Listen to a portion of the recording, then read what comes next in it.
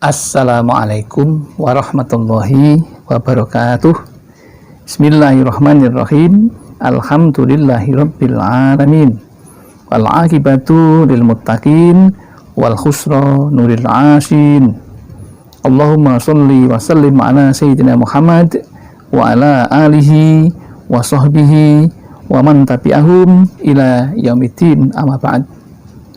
Jamaah Al-Fatih Channel yang dirahmati oleh Allah, mari kita awali perjumpaan kita kali ini dengan mengucapkan rasa syukur atas rahmat dan nikmat yang Allah berikan kepada kita. Mari kita syukuri dengan mengucapkan kalimat tahmid, alhamdulillahirabbil alamin. Tidak lupa sholawat dan salam semoga tercurah keharibaan Nabi Muhammad Sallallahu Alaihi Wasallam, Nabi yang kita rindukan syafaatul uzmanya ketika kita di dunia dan di akhirat nanti. Selanjutnya izinkan kami berbagi ilmu kepada saudaraku yang kami harapkan ilmu itu akan membuat kita bisa mengambil manfaatnya dan menambah berkah di dalam hidup kita, terutama di dalam meningkatkan keimanan dan ketakwaan kita kepada Allah Subhanahu wa Ta'ala, lebih-lebih di dalam menghadapi bulan Ramadan yang insya Allah akan jatuh pada tanggal 13 April tahun 2021 bertepatan dengan tanggal 1 Ramadan tahun 1442 Hijriah. Berkaitan dengan itu ingin kami sampaikan hal-hal yang berkaitan dengan bulan Ramadan yang kita akan sampaikan dari kitab Durratun Nasihin yang dikarang oleh Utsman Ibnu Hasan Ibnu Ahmad As-Syakir Al-Khawbawi. Di dalam kitab itu dikisahkan ada seorang lelaki yang mengagungkan Ramadan, suka maksiat, tapi diampuni dosanya. Suatu judul yang memerlukan penjelasan. Satu, tentang bagaimana mengagungkan bulan Ramadan. Yang kedua, apa yang dilakukan oleh laki-laki yang suka maksiat itu dan diampuni dosanya bagaimana. Untuk itu mari kita dengarkan apa yang disampaikan oleh Utsman Ibnu Hasan Ibnu Ahmad As-Syakir Al-Khawbawi di dalam kitab Durratun Nasihin. Diceritakan bahwa ada seorang lelaki bernama Muhammad, bukan Nabi Muhammad ya, seseorang lelaki bernama Muhammad, sama sekali tak pernah melakukan sholat. Jadi dia itu melupakan perintah Allah yang utama, yang sebagai penyangga agama. Tetapi apabila masuk bulan Ramadan, maka dia menghiasi dirinya dengan pakaian dan minyak wangi, lalu mengqadha sholat yang ia lewatkan.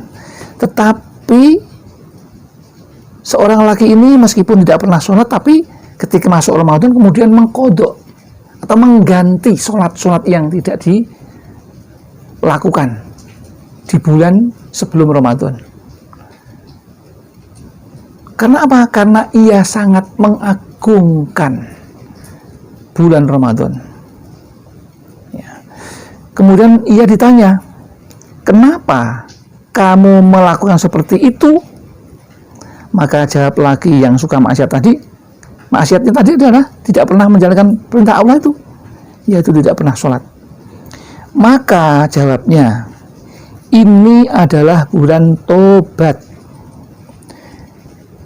bulan rahmat, dan bulan berkah. Semoga Allah mengampuni aku dengan karunia-Nya orang itu tiba-tiba sakit lalu meninggal dunia. Lalu ada seseorang yang bermimpi melihatnya, yaitu melihat laki-laki yang suka maksiat, tidak pernah melaksanakan sholat itu. Lalu ditanya, apakah yang telah Allah lakukan terhadapmu? Lalu dia menjawab, Tuhanku telah mengampuni aku karena terhormatnya pengagunganku terhadap Ramadan.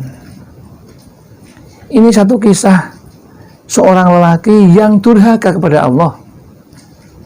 Durhaka bagaimana? Tidak pernah menjalankan sholat 5 waktu.